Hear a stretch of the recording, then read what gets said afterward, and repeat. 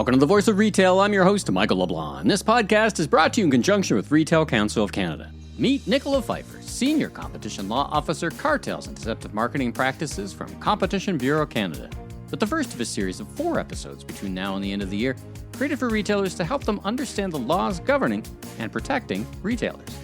In this episode, Nicola gives us an overview of Competition Bureau Canada that will provide the foundation for the series, and then dives into her particular area of expertise, deceptive marketing practices. Nicola, welcome to the Voice of Retail podcast. How are you doing this morning? Thanks very much. It's great to be here. I'm doing very well, thanks. And where are we finding you today? You're on the West Coast, right? I am in my home office in East Vancouver, in Vancouver, British Columbia. Our regional office is downtown, but for the moment we're at home. So that's where I am. So thanks so much for joining me. This is, this being the first of 4 episodes, and you have the task amongst your colleagues of kicking us off with not only a bit about yourself, which we'll get to in a sec, but also an overview of Competition Bureau Canada, kind of to help us really understand what the division is and what it does and all the mechanics around it. And then we won't repeat that in the next 3. We get right into the particular areas or functional areas that my next guests look after. So that's a bit of a laying the groundwork for our audience. But let's jump in. Tell us about yourself, what you do for a living, and a bit about your background. Sure. So, as I said, Nicola Pfeiffer. I'm a senior competition law officer with the Competition Bureau of Canada. I'm located in the Bureau's Vancouver regional office. A little bit about me: born in Quebec, grew up in Ottawa. My dad was a lawyer in international development, so I was exposed to many areas of the law throughout my childhood. Went to law school in Ottawa and came out and got a job at the Department of Justice in the competition law section. They tended to have large document heavy cases. And I had some familiarity with that from doing some work with my dad. So it was a good fit. About a year later in 2006, those of us doing criminal work moved over to the newly created Public Prosecution Service of Canada, otherwise known as the PPSC. So I spent about 10 years total at the PPSC. The first half was at the Competition Law Division doing criminal work under the Competition Act. And the second half was at the PPSC Vancouver Regional Office, just doing general economic crime of all kinds. We did a lot of tax fraud, CBSA files, Canada Border Services, smuggling, employment insurance, basically anything to do with money. So needed a little bit of a break after that, lots of trials and being out of town. And a friend worked at the Competition Bureau and highly recommended it. So I looked into it, and I've been here for about eight years. Oh, fantastic. Now, yeah. I mean, it sounds like your interest in the law started at the kitchen table, basically. You and I are both, you and I have something in common. I'm from Ottawa as well. I grew up in the West End. I'm an East Ender, so we'll be at odds there. But it was a great place to grow up. And is that right that you kind of picked up that appetite or that interest in the law around the kitchen table and pursued it? Is that what got you where you are today from a career? Yeah. I did. There was a lot of debate, social, political issues around the kitchen table. So I was really lucky, my brother and I, to benefit from that. And then Dad eventually was doing work in international development, and then turned his mind to large document collections. And there was a real need for helping government departments prepare for litigation and commissions of inquiry. So I was immersed in that world for several years and found it quite interesting. So it's been an unusual career track for sure. As I said off the top, where you've got the burden, so to speak, or the privilege of explaining Competition Bureau Canada, what you do, and then I want to investigate. I'd like to learn more about this PPSC. Why don't we start off at Competition Bureau Canada? Scope, scale, the work you do, areas of focus, the broad outline of, and then we'll get to the broad outline of what a typical process looks like. Sure. So we're a federal law enforcement agency. We ensure that Canadian consumers and businesses prosper in a competitive and innovative marketplace. We have 370 employees in 4 offices. Ottawa-Gatineau is where you'll find our headquarters. And then we have regional offices in Montreal, Toronto, and Vancouver. So the Competition Bureau provides advice to various levels of government on pro-competitive regulatory design, and we promote corporate compliance and consumer awareness through our outreach activities.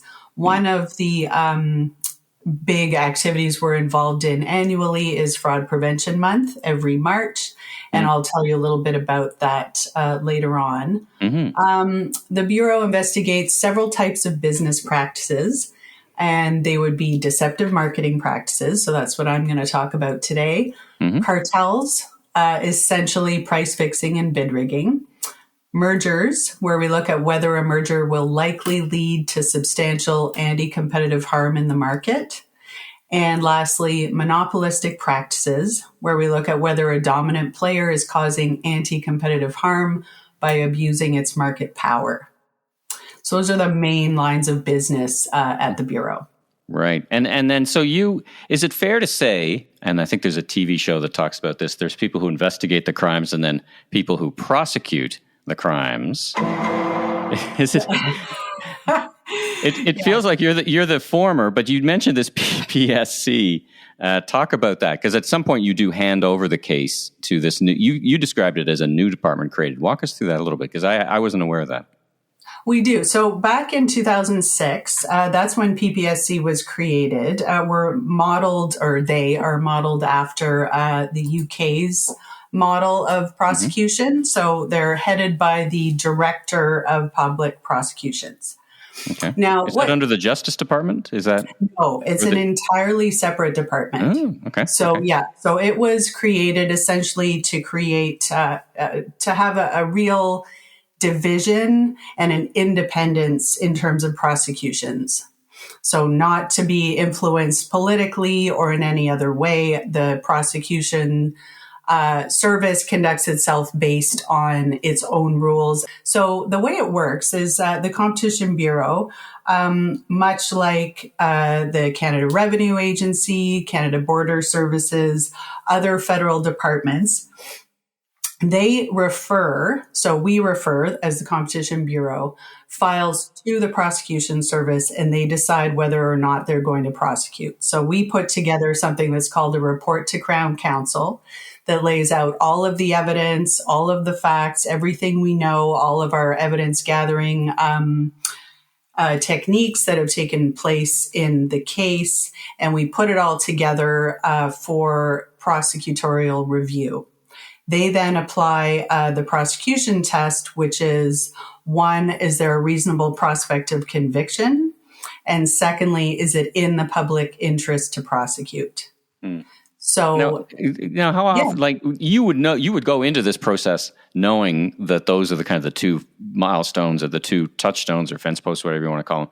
So I would suspect that when you create the case, you would present it in the framework saying, well, does it meet these two standards? It certainly helps a great deal if you have a lot of involvement between your prosecutors and your investigators throughout the investigative stage and throughout the creation of that report to Crown.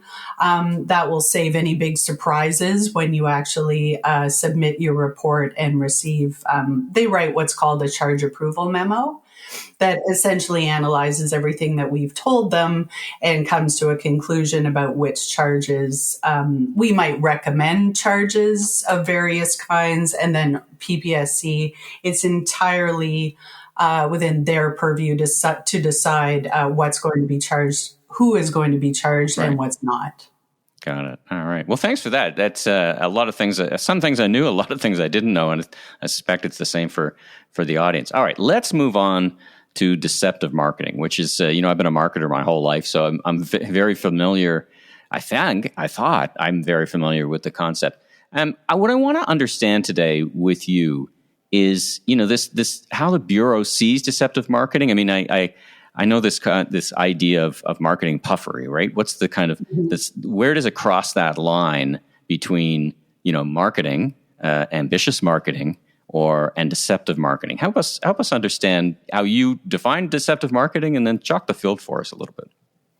Sure. I think a good starting point is the general provisions that we have in the Competition Act, which is our governing legislation, both on the civil side and the criminal side. So the general prohibition is against making materially false or misleading representations in the promotion of a product or a business interest. Material, so just to break that down a little bit, material means it has to be about something important. So the analogy that I like is the windshield wipers on a car.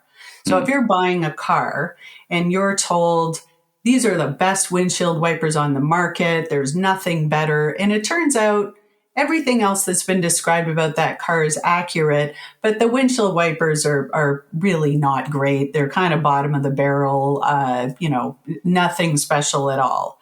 So the question there you'd have to ask are those windshield wipers, the misrepresentation that was made about those windshield wipers, material? How much does it matter to the consumer at the end of the day? So just to stay with the false or misleading aspect for a moment, to put it simply, false is easy to evaluate. So the representation is X, the truth is Y, X and Y are different, that's false. Right. It says the windshield wipers are intermittent, but they don't do that. That's kind of black and white sort of, right? Yeah. I think they claim to do something and they completely don't do it.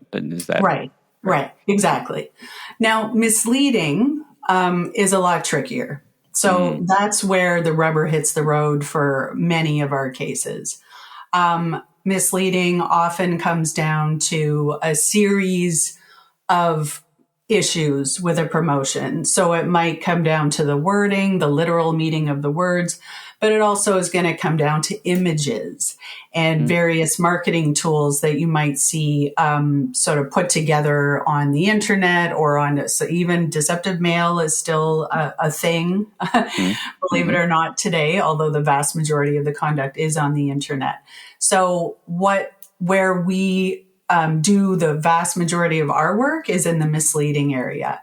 So you raised the issue of puffery and sort of marketing versus deceptive marketing. I think in terms of deception, you really just sort of back up and think about whether or not what is being disseminated is accurate. So is it true? Sometimes that can, be a wishy-washy area, but it's up to marketers to be as upfront as possible about what they are offering to the public. Puffery, I like the example for puffery of best coffee in the world.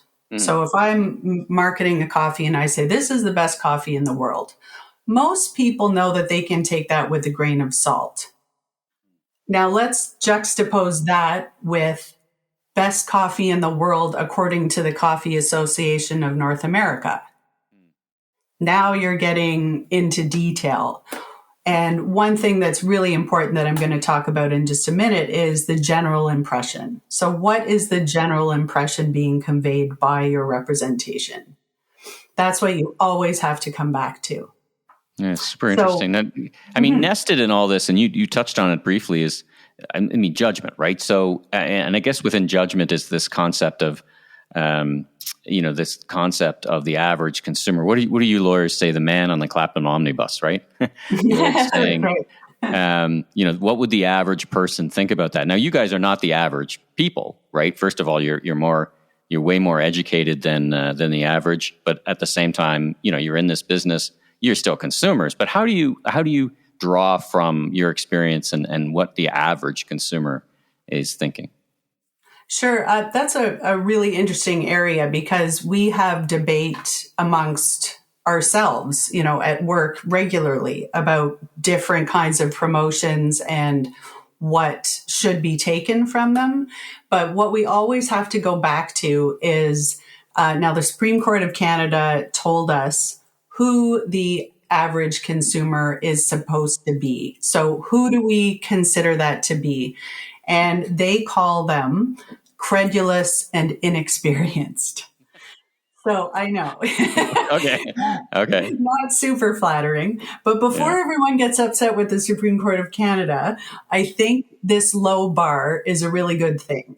Because what it means is that deceptive promotions are going to be evaluated according to a public that are not professional, marketing consumers. That's not what they exist for.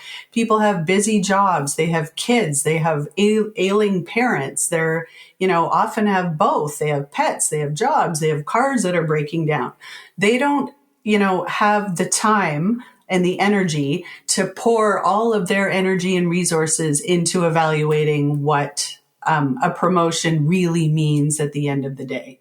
So it's really a good thing at the end of the day that the Supreme Court calls the average consumer, or they're not calling the average consumer credulous and inexperienced. They're saying that's who legally we should consider the consumer to be, because they just don't have time to be considered experts, and nor should they. Sure. And that, I guess, ladders up to this idea, the concept of the general impression. Take us through that. That's right. So general impression is really what you take away from a promotion after viewing the whole thing. So often when I'm interviewing consumers, I'll ask them, when you got off the phone or when you stepped away from your computer, what did you think you had just agreed to? And I think that's key because, again, when you are reading, and again, you are also a bad example of the average consumer. But let's say, my neighbor, if he's sitting down and he's reading a promotion, he's not making a list of, this is this puffery? Is this, false? Is this misleading? Is this deceptive? That's not what they're doing. They're reading something quickly and they're taking away a general impression of what that promotion means. So a good example of that is the free trial world. So if you open up, often you're not opening it up, it's a pop-up or it's sort of appearing before your very eyes without you looking for it. And it says free trial, 0 risk, only the cost of shipping and handling, no hassles, all of those sort of buzzwords and phrases. But yet in the terms and conditions that are usually cleverly hidden or at least difficult to understand, there it explains that the terms of the offer actually in 10 to 14 days, you're going to be charged $200, which is the full cost of the product. So that's a good example of the general impression. You think because of all kinds of banners and, splashy decals and terminology used that it's free or at least very, very low cost, like $4.99 for shipping, and you wind up paying $200. So that general impression, that's what is key. And it's actually listed, it's described in the legislation. That's how important it is. Let's talk about the difference between civil and criminal. Do you pursue both, and who decides which direction it goes? And walk us through that.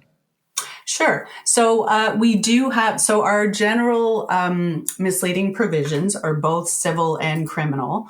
Often we'll take a case on a dual track, which means we haven't quite decided where, which track it's going to end up on. What makes a case criminal as opposed to civil, when you move into the criminal realm, you're talking about, real knowledge, real knowingly or recklessly is the legal term. And your burden of evidence in criminals is much higher than civil as well, right? So that's right. Beyond a reasonable doubt. Right? Yeah. Beyond a reasonable doubt, whereas civil is balance of probabilities, which is essentially 51%. So you're into the criminal realm if your conduct is particularly egregious, for example. None of these are sort of slam dunks. Every case is sort of evaluated according to a number of factors. Have you been getting complaints for a long time on the same issues and you're not fixing the issues?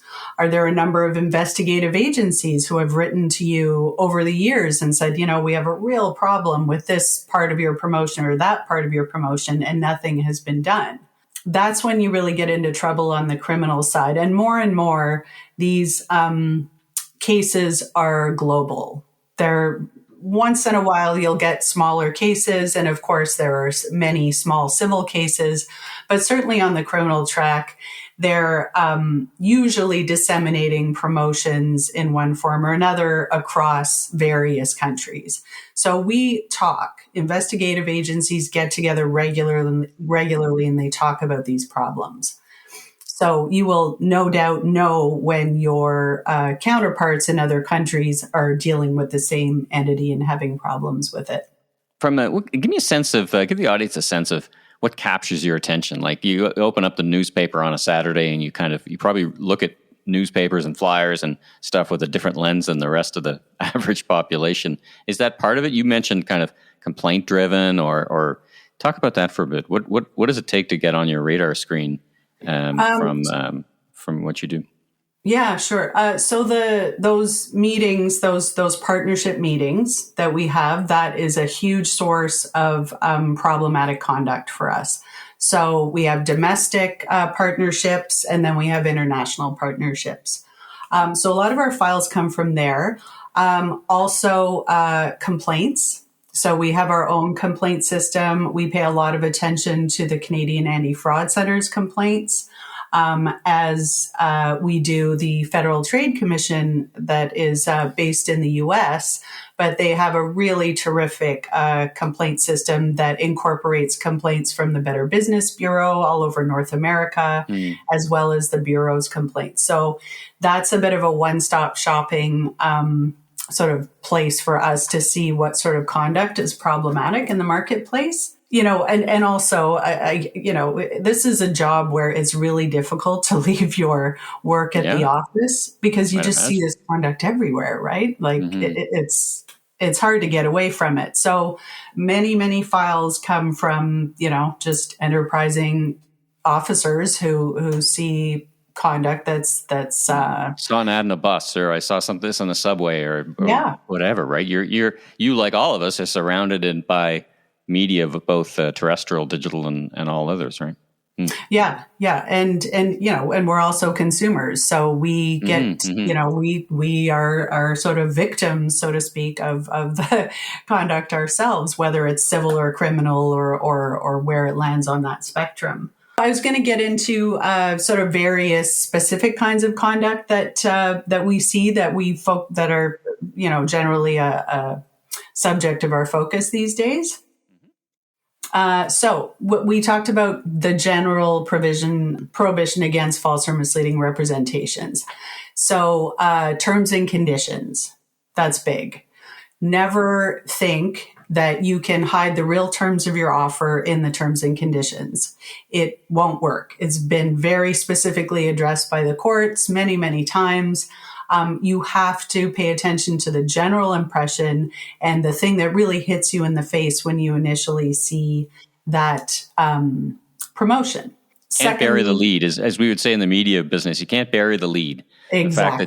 The fact that this offer expires in 35 seconds can't be the 200th thing on the terms and conditions. It needs to be. Absolutely. I guess you describe that as whatever is material about the offer needs to be in plain language right up front. Yeah. And, I think, there's always sort of trickier areas, but I think we're all, especially people that are sort of professionals in the marketing world, when you're kind of lying by omission, right? You can't, when you're leaving information out that might be central to the consumer's decision to take advantage of your offer. What about a radio ad? So there was a time when you'd run a radio ad and there'd be terms and conditions to whatever you're talking about, and you'd hear that fast talking narrator zip through like a bunch of terms and conditions. It feels like, and I've done this myself, is that you say, listen, terms and conditions available online, go see that. As I understand it, hopefully that's acceptable. Like we've got a sale on this week. there's probably some terms like maybe there's some exempted products. Go online and you can read about all that as opposed to smashing into a 30-second ad, this fast talking stuff. So talk about that for a little bit. Well, I think then what you'd have to pay attention to is in your radio spot where you are describing, your fantastic offer, you've got to put the whole picture in there, back to the general impression. So if you say slowly and clearly that this is free, and then, like you said, the sort of comical, extremely fast talking, sped up finish to the commercial where there are all these sort of terms and conditions like quickly thrown at you there and nobody's understanding them, or the reference to please check out our website. That would be problematic if you're leaving things out of the general message, the main message being conveyed, that are central to the decision to take part. Right. Okay. I got it. We've talked, you mentioned protecting. Let's talk about, I don't know, discard the other side of the coin, but you're also here to protect retailers from deceptive marketing. Talk about your efforts there. You mentioned Fraud Week, so talk about that. We are. So it's a month. So it's Fraud Prevention Month. It's every March.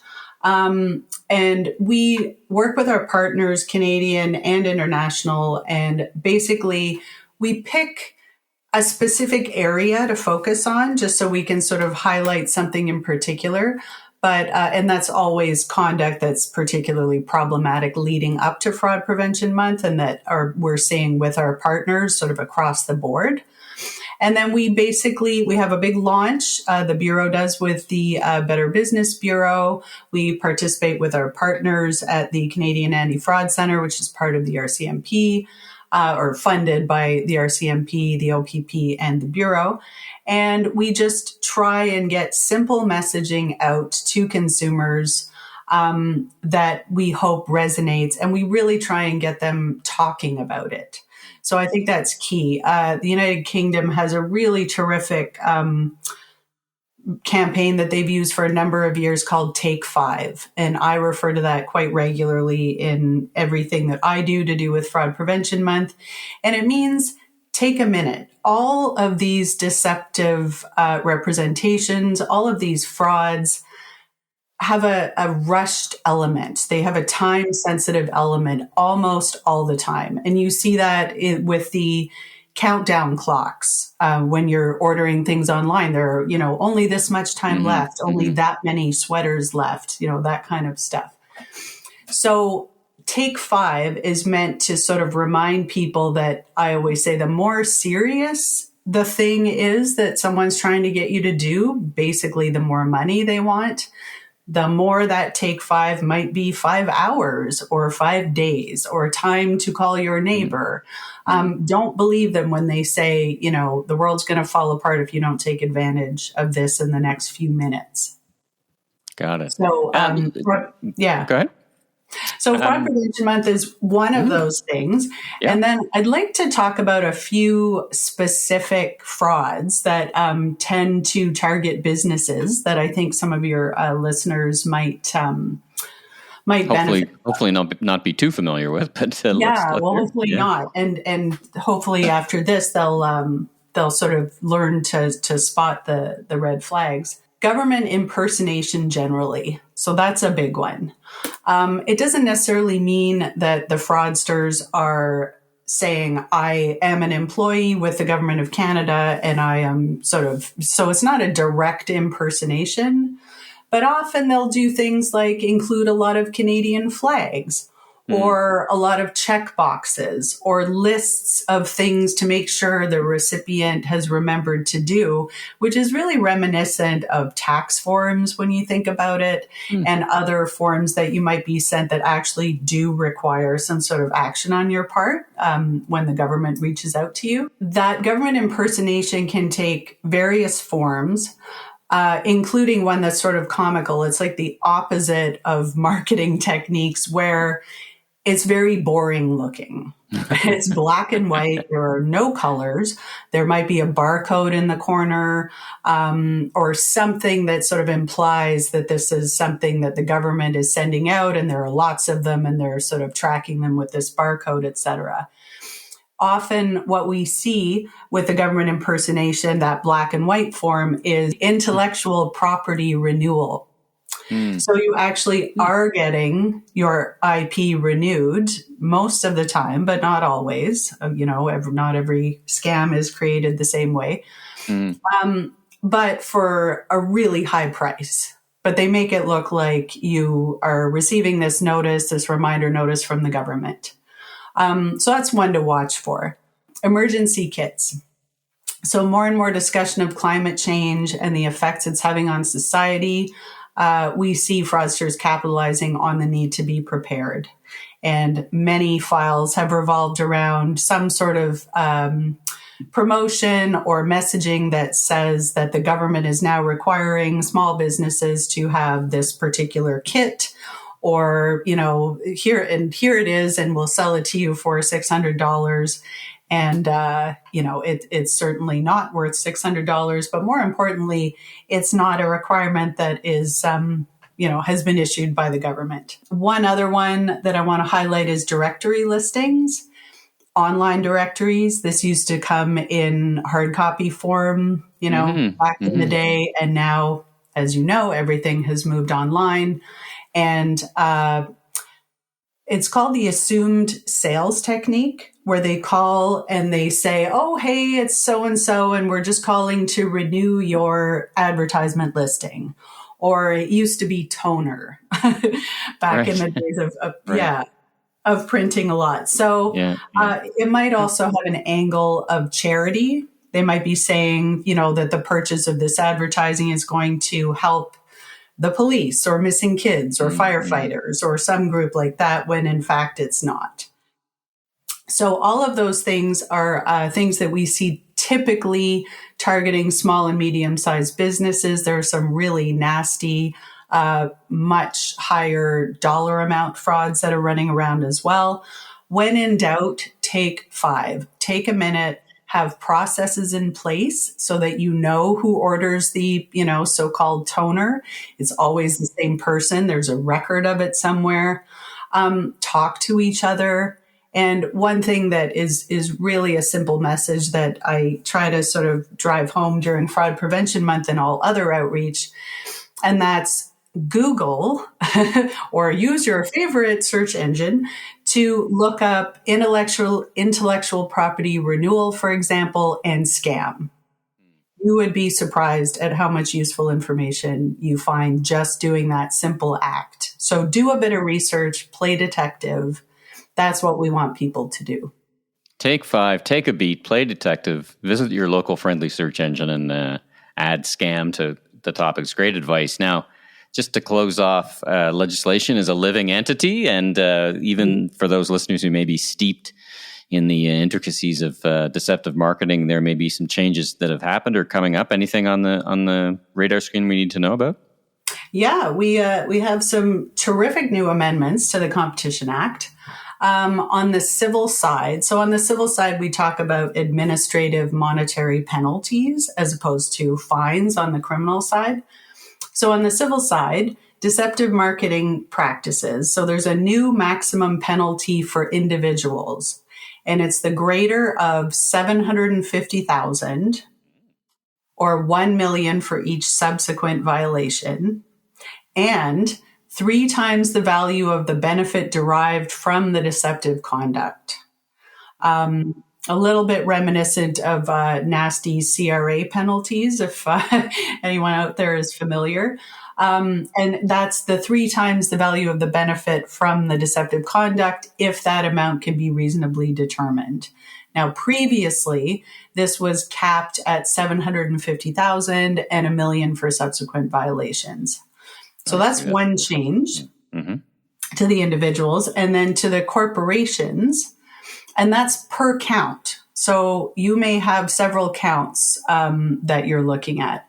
The new maximum penalty for corporations is the greater of $10 million, $15 million for each subsequent violation, and 3 times the value of the benefit obtained from the conduct. If that amount cannot be reasonably determined, the maximum penalty will be 3% of annual worldwide gross revenue. Yeah. Yeah, that phrase, the greater of, and then, wow, that 3%. And are these in place today, or is this pending? They are. Yeah. There They're in are place a today. couple of, there are a series of amendments that will be coming into force, but this one has come into force already.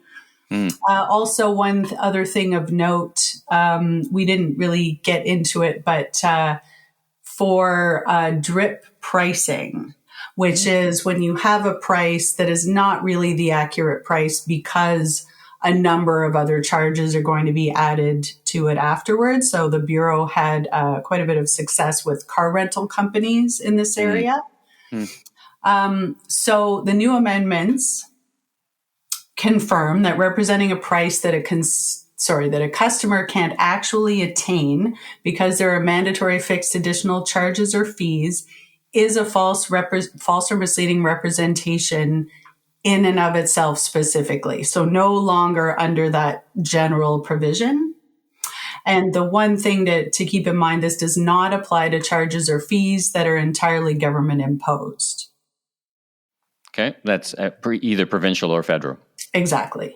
Yeah. Okay. Right. They have to be genuine government fees, as in taxes, et cetera. Right. Often we will see files or cases where a fee is sort of vaguely described as a tax or a sort of mandatory government fee, when in fact it's not. So that has to be, we're only talking about genuine charges or fees from the government there. Well, we fire-hosed a lot of information at the listeners in a pretty short amount of time. Where can they go to learn more and keep up with the changes? Where's the best place to go? Sure. So our website is full of a lot of useful information. So it's competitionbureau.gc.ca. We have something called Deceptive Marketing Digests that are really great resources. I know I look at them regularly for various reminders and to think of former files that we've done in the area. There are 4 volumes, and they include a lot of useful topics like disclaimers, online reviews, which is a big issue these days that we're trying to address more and more, influencer marketing, savings claims, and others. And also in terms of compliance, I think it's really important for businesses to be aware of the need to have a compliance program.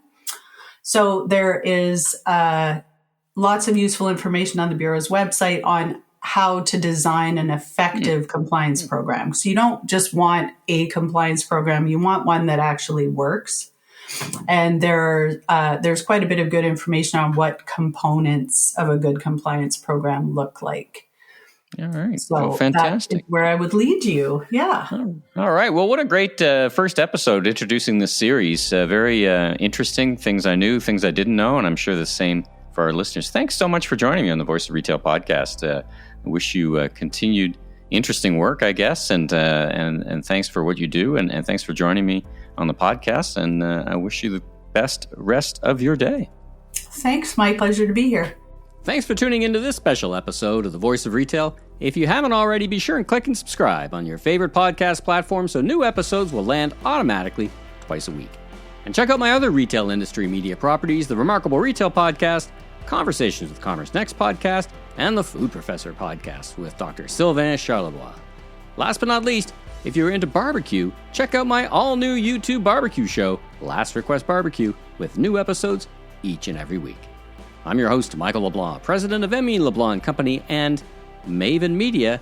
And if you're looking for more content or want to chat, follow me on LinkedIn or visit my website at meleblanc.co. Have a safe week, everyone.